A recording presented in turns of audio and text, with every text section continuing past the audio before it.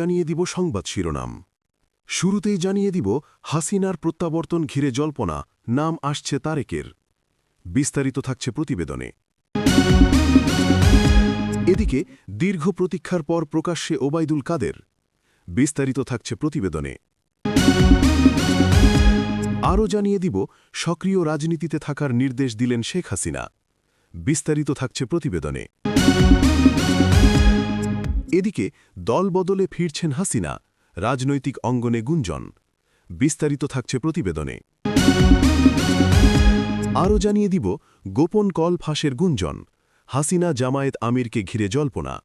বিস্তারিত থাকছে প্রতিবেদনে। এদিকে আবারও জুলাইয়ের আবহ, সরগরম রাজনৈতিক অঙ্গন। বিস্তারিত থাকছে প্রতিবেদনে।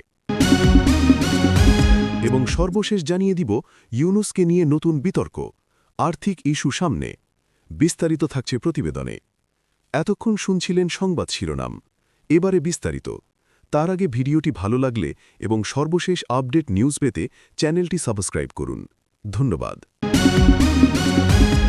আওয়ামী লীগ সভাপতি ও সাবেক প্রধানমন্ত্রী শেখ হাসিনার সম্ভাব্য দেশে ফেরাকে কেন্দ্র করে দেশের রাজনৈতিক অঙ্গনে নতুন করে জল্পনা-কল্পনার সৃষ্টি হয়েছে। এরই মধ্যে আলোচনায় উঠে এসেছে বিএনপির ভারপ্রাপ্ত চেয়ারম্যান তারেক রহমানের নামও, যা পরিস্থিতিকে আরও আলোচিত করে তুলেছে। দলীয় সূত্রগুলো জানায়, শেখ হাসিনার প্রত্যাবর্তন ঘিরে আওয়ামী লীগের নেতাকর্মীদের মধ্যে ব্যাপক প্রস্তুতি ও উৎসাহ দেখা যাচ্ছে। বিভিন্ন পর্যায়ে সভা সমাবেশ এবং সাংগঠনিক তৎপরতা বাড়ানো হয়েছে। তবে এখনও তার ফেরার নির্দিষ্ট সময়সূচি নিয়ে আনুষ্ঠানিক ঘোষণা আসেনি। অন্যদিকে রাজনৈতিক মহলে চর্চা চলছে, শেখ হাসিনার দেশে ফেরার পর বিএনপি কী ধরনের রাজনৈতিক কৌশল গ্রহণ করবে এবং তারেক রহমানের ভূমিকা কী হতে পারে। কিছু বিশ্লেষক মনে করছেন, এই পরিস্থিতিতে বিএনপিও নিজেদের অবস্থান শক্ত করতে নতুন কর্মসূচি বা রাজনৈতিক বার্তা দিতে পারে। বিএনপির পক্ষ থেকে এ বিষয়ে আনুষ্ঠানিকভাবে খুব বেশি কিছু বলা না হলেও দলটির ঘনিষ্ঠ মহল ইঙ্গিত দিয়েছে যে তারা পরিস্থিতি পর্যবেক্ষণ করছে।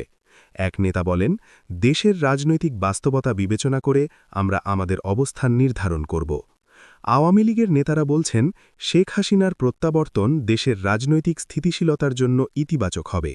তারা মনে করেন, তার নেতৃত্বে দল আরও সংগঠিত হবে এবং চলমান রাজনৈতিক পরিস্থিতিতে দৃঢ় অবস্থান নিতে পারবে। রাজনৈতিক বিশ্লেষকরা মনে করছেন, বড় দুই রাজনৈতিক শক্তির মধ্যে সম্পর্ক ও প্রতিযোগিতা সবসময় দেশের রাজনীতিতে গুরুত্বপূর্ণ ভূমিকা রাখে। তাই শেখ হাসিনার ফেরাকে ঘিরে তারেক রহমানের নাম আলোচনায় আসা স্বাভাবিক রাজনৈতিক বাস্তবতারই অংশ। তবে তারা সতর্ক করে বলেছেন, অনেক সময় গুঞ্জন ও অনুমানের ওপর ভিত্তি করে অতিরিক্ত ব্যাখ্যা দাঁড় করানো হয়, যা বাস্তব পরিস্থিতিকে বিভ্রান্তিকর করে তুলতে পারে। তাই নির্ভরযোগ্য তথ্যের ওপর ভিত্তি করে বিশ্লেষণ করা জরুরি। সাধারণ মানুষের মধ্যেও বিষয়টি নিয়ে কৌতূহল দেখা যাচ্ছে। কেউ কেউ এটিকে রাজনৈতিক কৌশলের অংশ হিসেবে দেখছেন, আবার অনেকেই মনে করছেন এটি এখনও নিশ্চিত কোনো তথ্য নয়। সব মিলিয়ে শেখ হাসিনার সম্ভাব্য প্রত্যাবর্তনকে ঘিরে যে জল্পনা তৈরি হয়েছে, তাতে তারেক রহমানের নাম যুক্ত হওয়ায় আলোচনার মাত্রা আরও বেড়েছে। তবে বাস্তব পরিস্থিতি কী দাঁড়ায় তা নির্ভর করবে সংশ্লিষ্ট রাজনৈতিক দলগুলোর পরবর্তী পদক্ষেপের ওপর। বেশ কিছুদিন জনসমক্ষে অনুপস্থিত থাকার পর অবশেষে প্রকাশ্যে এসেছেন আওয়ামী লীগের সাধারণ সম্পাদক এবং সড়ক পরিবহন ও সেতু মন্ত্রী ওবায়দুল কাদের। তার অনুপস্থিতি নিয়ে রাজনৈতিক অঙ্গনে নানা জল্পনা-কল্পনার অবসান ঘটিয়ে তিনি আজ রাজধানীতে এক কর্মসূচিতে অংশ নেন। অনুষ্ঠানে উপস্থিত হয়ে তিনি দলীয় নেতাকর্মীদের সঙ্গে মতবিনিময় করেন এবং দেশের চলমান রাজনৈতিক পরিস্থিতি নিয়ে সংক্ষিপ্ত বক্তব্য রাখেন। তাকে কিছুটা শারীরিকভাবে ক্লান্ত দেখালেও স্বাভাবিকভাবেই কার্যক্রমে অংশ নিতে দেখা যায়, যা উপস্থিত নেতাকর্মীদের মধ্যে স্বস্তি ও উৎসাহ সৃষ্টি করেছে। ওবায়দুল কাদের তার বক্তব্যে বলেন, দলকে আরও সুসংগঠিত করতে সবাইকে একসাথে কাজ করতে হবে। যে কোনো চ্যালেঞ্জ মোকাবিলায় আমাদের প্রস্তুত থাকতে হবে। তিনি রাজনৈতিক স্থিতিশীলতা বজায় রাখার ওপর জোর দেন এবং নেতাকর্মীদের দায়িত্বশীল আচরণের আহ্বান জানান। দলীয় সূত্রে জানা গেছে, শারীরিক অসুস্থতার কারণে তিনি কিছুদিন বিশ্রামে ছিলেন এবং চিকিৎসকদের পরামর্শ মেনে জনসমক্ষে আসা থেকে বিরত ছিলেন। বর্তমানে তার শারীরিক অবস্থার উন্নতি হওয়ায় তিনি ধীরে ধীরে স্বাভাবিক কার্যক্রমে ফিরছেন। আওয়ামী লীগের নেতারা তার ফিরে আসাকে অত্যন্ত ইতিবাচক হিসেবে দেখছেন। তারা মনে করেন তার সক্রিয় উপস্থিতি দলীয় কার্যক্রমে নতুন গতি আনবে এবং মাঠ পর্যায়ে নেতাকর্মীদের মধ্যে আত্মবিশ্বাস বাড়াবে। এক নেতা বলেন, তিনি দলের একজন দক্ষ সংগঠক, তার নেতৃত্ব আমাদের জন্য গুরুত্বপূর্ণ। অন্যদিকে বিরোধী দলগুলোর নেতারাও বিষয়টি নিয়ে প্রতিক্রিয়া জানিয়েছেন। তারা বলেন, রাজনৈতিক অঙ্গনে সক্রিয়তা বৃদ্ধি গণতন্ত্রের জন্য ভালো, তবে কার্যকর ও দায়িত্বশীল ভূমিকা রাখাই সবচেয়ে গুরুত্বপূর্ণ। রাজনৈতিক বিশ্লেষকরা মনে করছেন, ওবায়দুল কাদেরের প্রকাশ্যে আসা বর্তমান রাজনৈতিক পরিস্থিতিতে তাৎপর্যপূর্ণ। তার বক্তব্য ও কার্যক্রম আগামী দিনের রাজনৈতিক কৌশলে প্রভাব ফেলতে পারে। সাধারণ মানুষের মধ্যেও তার প্রকাশ্যে আসা নিয়ে আগ্রহ লক্ষ্য করা গেছে। অনেকেই তার সুস্থতা কামনা করেছেন এবং সক্রিয় রাজনীতিতে তার অংশগ্রহণকে স্বাগত জানিয়েছেন। সব মিলিয়ে দীর্ঘ প্রতীক্ষার পর ওবায়দুল কাদেরের প্রকাশ্যে আসা রাজনৈতিক অঙ্গনে নতুন করে প্রাণচাঞ্চল্য তৈরি করেছে। এখন তার পরবর্তী পদক্ষেপ ও ভূমিকার দিকেই নজর থাকবে সবার। আওয়ামী লীগ সভাপতি ও সাবেক প্রধানমন্ত্রী শেখ হাসিনা দলীয় নেতাকর্মীদের সক্রিয় রাজনীতিতে থাকার নির্দেশ দিয়েছেন। সাম্প্রতিক এক বক্তব্যে তিনি সংগঠনের তৃণমূল থেকে কেন্দ্র পর্যন্ত সবাইকে মাঠ পর্যায়ে আরও সক্রিয় হওয়ার আহ্বান জানান, যা রাজনৈতিক অঙ্গনে নতুন করে আলোচনার জন্ম দিয়েছে। দলীয় একটি সভায় বক্তব্য রাখতে গিয়ে শেখ হাসিনা বলেন, দলকে শক্তিশালী রাখতে হলে সবাইকে মাঠে থাকতে হবে, জনগণের সঙ্গে সম্পৃক্ততা বাড়াতে হবে এবং যে কোনো চ্যালেঞ্জ মোকাবিলায় প্রস্তুত থাকতে হবে। তিনি আরও বলেন, রাজনীতিতে নিষ্ক্রিয়তা দল ও দেশের জন্য ক্ষতিকর হতে পারে। তার এই নির্দেশনার পর আওয়ামী লীগের বিভিন্ন পর্যায়ে তৎপরতা বাড়তে শুরু করেছে বলে জানা গেছে। জেলা ও উপজেলা পর্যায়ে ইতোমধ্যে সভা সমাবেশ, কর্মী বৈঠক এবং সাংগঠনিক কার্যক্রম জোরদার করার উদ্যোগ নেওয়া হয়েছে। দলীয় নেতারা বলছেন, শেখ হাসিনার এই নির্দেশনা দলকে আরও সুসংগঠিত করতে সহায়তা করবে। এক কেন্দ্রীয় নেতা বলেন, মাননীয় নেত্রীর নির্দেশ আমাদের জন্য দিক নির্দেশনা। আমরা মাঠ পর্যায়ে আরও সক্রিয় হয়ে জনগণের পাশে থাকব। অন্যদিকে বিরোধী রাজনৈতিক দলগুলো এই বক্তব্যকে ভিন্নভাবে দেখছে। তাদের মতে এটি রাজনৈতিক প্রভাব বিস্তারের একটি কৌশল হতে পারে। এক বিরোধী নেতা বলেন, রাজনীতিতে সক্রিয় থাকা অবশ্যই জরুরি, তবে তা যেন সমান সুযোগ ও গণতান্ত্রিক পরিবেশের মধ্যে হয়। রাজনৈতিক বিশ্লেষকরা মনে করছেন, বড় রাজনৈতিক দলগুলোর ক্ষেত্রে এমন নির্দেশনা নতুন কিছু নয়।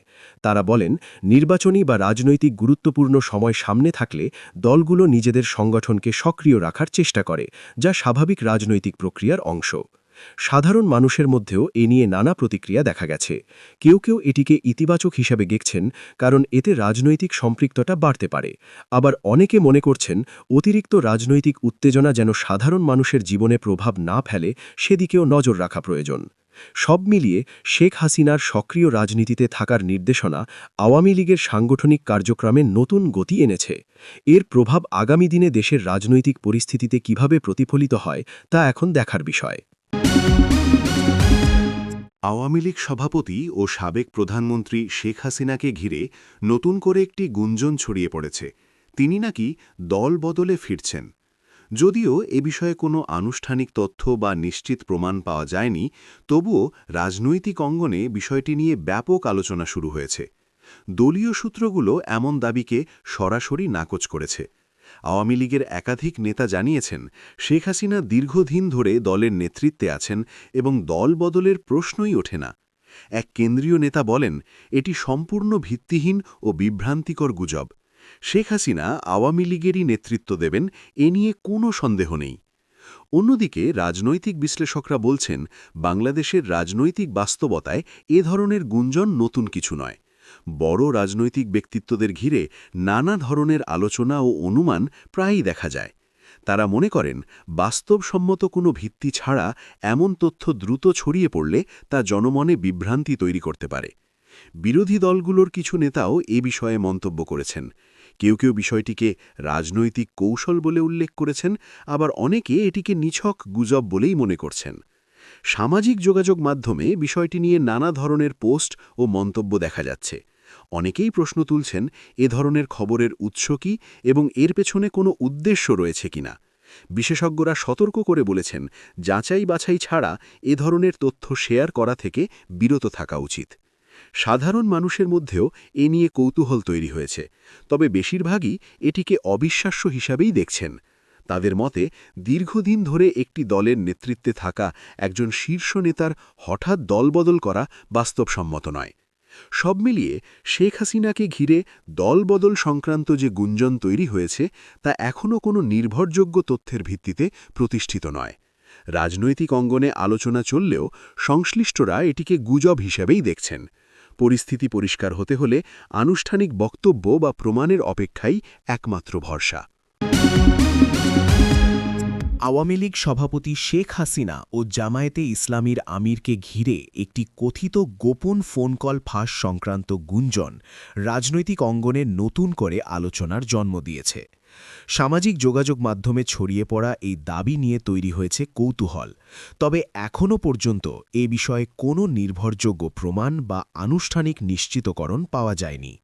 বিভিন্ন অনলাইন প্ল্যাটফর্মে দাবি করা হচ্ছে, একটি ফোনালাপে দেশের বর্তমান রাজনৈতিক পরিস্থিতি ও সম্ভাব্য সমঝোতা নিয়ে আলোচনা হয়েছে, তবে সংশ্লিষ্ট কোনো পক্ষই এমন কলের অস্তিত্ব স্বীকার করেনি। আওয়ামী লীগের নেতারা এ ধরনের দাবিকে সম্পূর্ণ ভিত্তিহীন ও উদ্দেশ্যপ্রণোদিত বলে উড়িয়ে দিয়েছেন। দলের এক জ্যেষ্ঠ নেতা বলেন, এটি সুপরিকল্পিত গুজব যার উদ্দেশ্য রাজনৈতিক বিভ্রান্তি তৈরি করা। এ ধরনের কোনো কল বা আলোচনা হয়নি। একইভাবে জামায়াতের পক্ষ থেকেও বিষয়টি নিয়ে আনুষ্ঠানিক কোনো নিশ্চিত বক্তব্য পাওয়া যায়নি, তবে অনানুষ্ঠানিকভাবে নেতারা গুঞ্জনকে গুরুত্বহীন বলে উল্লেখ করছেন। রাজনৈতিক বিশ্লেষকরা মনে করছেন, বর্তমান প্রেক্ষাপটে গুজব ও অনির্ভরযোগ্য তথ্য দ্রুত ছড়িয়ে পড়ছে, যা জনমনে বিভ্রান্তি সৃষ্টি করতে পারে। তারা বলেন, এ ধরনের সংবেদনশীল দাবির ক্ষেত্রে প্রমাণ ও যাচাই অত্যন্ত জরুরি, অন্যথায় তা রাজনৈতিক উত্তেজনা বাড়াতে পারে। আইন বিশেষজ্ঞদের মতে, অনুমতি ছাড়া ব্যক্তিগত বা সংবেদনশীল যোগাযোগ ফাঁস করা হলে তা আইনগত প্রশ্ন তুলতে পারে। তাই এ ধরনের কোনো দাবি সত্য হলে সংশ্লিষ্ট কর্তৃপক্ষের তদন্ত প্রয়োজন, আর গুজব হলে তা প্রতিরোধে সচেতনতা বাড়ানো দরকার। সাধারণ মানুষের মধ্যেও বিষয়টি নিয়ে মিশ্র প্রতিক্রিয়া দেখা গেছে। কেউ কেউ বিষয়টিকে সন্দেহের চোখে দেখছেন, আবার অনেকে নির্ভরযোগ্য তথ্যের অভাবে এটিকে গুজব হিসেবেই বিবেচনা করছেন। সব মিলিয়ে শেখ হাসিনা ও জামায়াত আমিরকে ঘিরে কথিত গোপন কল ফাঁসের যে গুঞ্জন ছড়িয়েছে তা এখনও নিশ্চিত কোনো তথ্যের ভিত্তিতে প্রতিষ্ঠিত নয়। বিষয়টি নিয়ে আলোচনা চললেও সত্যতা যাচাই না হওয়া পর্যন্ত এটি জল্পনার মধ্যেই সীমাবদ্ধ থাকবে বলে মনে করছেন। আবারও জুলাইয়ের আবহ, সরগরম রাজনৈতিক অঙ্গন। দেশের রাজনৈতিক অঙ্গনে আবারও যেন জুলাইয়ের আবহ ফিরে এসেছে, এমনটাই মনে করছেন অনেক রাজনৈতিক পর্যবেক্ষক। বিভিন্ন দলের কর্মসূচি, পাল্টাপাল্টি বক্তব্য এবং মাঠ পর্যায়ের তৎপরতা মিলিয়ে পরিস্থিতি ক্রমেই সরগরম হয়ে উঠছে। রাজধানীসহ বিভিন্ন জেলায় গত কয়েকদিনের সভা, সমাবেশ, মিছিল এবং সাংগঠনিক কার্যক্রম বেড়েছে। বড় রাজনৈতিক দলগুলো নিজেদের অবস্থান শক্ত করতে মাঠে সক্রিয় হচ্ছে। এতে করে সাধারণ মানুষের মধ্যেও রাজনৈতিক উত্তেজনার একটি ছাপ দেখা যাচ্ছে। আওয়ামী লীগের নেতারা বলছেন, তারা দেশের উন্নয়ন ও স্থিতিশীলতা ধরে রাখতে মাঠে রয়েছেন।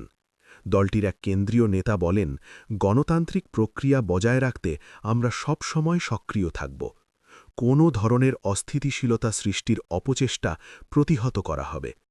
অন্যদিকে বিরোধী দলগুলো দাবি করছে, তারা গণতান্ত্রিক অধিকার আদায়ের জন্য কর্মসূচি পালন করছে। তাদের মতে, বর্তমান পরিস্থিতিতে জনগণের কণ্ঠস্বর তুলে ধরাই তাদের প্রধান লক্ষ্য। এক বিরোধী নেতা বলেন, জনগণের কণ্ঠস্বর তুলে ধরতে আমরা রাজপথে আছি এবং থাকব। রাজনৈতিক বিশ্লেষকরা মনে করছেন, জুলাইয়ের আবহ বলতে সাধারণত অতীতের উত্তেজনাপূর্ণ রাজনৈতিক সময়কে বোঝানো হয়, যখন বড় ধরনের আন্দোলন, কর্মসূচি এবং সংঘাতের ঘটনা দেখা গিয়েছিল। বর্তমান পরিস্থিতির সঙ্গে সেই সময়ের কিছু মিল থাকায় এই তুলনা টানা হচ্ছে। তারা আরও বলেন, এই ধরনের পরিস্থিতিতে রাজনৈতিক দলগুলোর দায়িত্বশীল আচরণ অত্যন্ত গুরুত্বপূর্ণ। সহিংসতা এড়িয়ে সংলাপ ও শান্তিপূর্ণ কর্মসূচির মাধ্যমে সমস্যা সমাধান করা উচিত। সাধারণ মানুষের মধ্যেও বিষয়টি নিয়ে উদ্বেগ রয়েছে। অনেকেই আশঙ্কা করছেন রাজনৈতিক উত্তেজনা বাড়লে তা দৈনন্দিন জীবনযাত্রায় প্রভাব ফেলতে পারে। বিশেষ করে যান চলাচল, ব্যবসা বাণিজ্য এবং শিক্ষা কার্যক্রম ব্যাহত হওয়ার শঙ্কা রয়েছে। আইন শৃঙ্খলা বাহিনী জানিয়েছে, পরিস্থিতি নিয়ন্ত্রণে রাখতে তারা সতর্ক অবস্থানে রয়েছে। যে কোনো ধরনের সহিংসতা বা নাশকতা প্রতিরোধে প্রয়োজনীয় ব্যবস্থা নেওয়া হচ্ছে বলে জানানো হয়েছে। সব মিলিয়ে দেশের রাজনৈতিক অঙ্গনে আবারও জুলাইয়ের আবহ ফিরে আসার যে আলোচনা শুরু হয়েছে তা পরিস্থিতির একটি ইঙ্গিত দিচ্ছে। তবে এটি কতটা তীব্র আকার ধারণ করবে তা নির্ভর করছে রাজনৈতিক দলগুলোর পরবর্তী পদক্ষেপ এবং সামগ্রিক পরিবেশের ওপর। নোবেলজয়ী অর্থনীতিবিদ ড. মুহাম্মদ ইউনুসকে ঘিরে আবারও নতুন বিতর্কের সৃষ্টি হয়েছে। এবার আলোচনার কেন্দ্রে এসেছে আর্থিক লেনদেন, প্রতিষ্ঠান পরিচালনা এবং সংশ্লিষ্ট কিছু নীতিগত প্রশ্ন।